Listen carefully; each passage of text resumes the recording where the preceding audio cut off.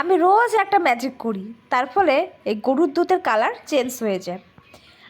আর আমার বাচ্চা ছটপট এটা খেয়ে নেয়। আসলে কি বলেন তো, যখন বাচ্চারা কিছু খেতে চায় না, তখন তাদের হচ্ছে 5G বুদ্ধি কাজে লাগাতে হয়। তো এই ক্ষেত্রে ওর বাবা এটাতে 5G বুদ্ধি লাগিয়েছে। তো কিছুদিন হলে ওকে গরুর দুধ দেওয়া শুরু হয়েছে। ও কিছুতেই দুধ খাবে না। তারপরে ওর বাবা একটা বুদ্ধি বের করেছে। কি? সেই বুদ্ধি, বাজার থেকে চকোস কিনে নিয়ে আসলো। এসে এবার চকোসটাকে মিক্সচার মেশিনে ভালো করে গুঁড়ো করলো। তারপরে কি, প্রথমেই তাহলে দুধের মধ্যে ওর বাবা কয়েক ফোঁটা মধু মিশিয়ে নেয়।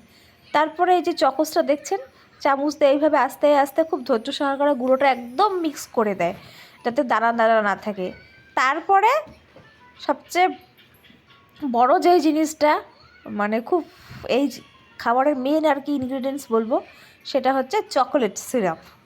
আমার মেয়ে চকলেট খেতে ভীষণ ভালোবাসে, তাই এই দুধে এই চকলেট মেশানো হয়, যার ফলে দুধের কালারও চেঞ্জ হয়ে যাচ্ছে, দুধটা হচ্ছে চকলেট মিল্ক হয়ে গেল।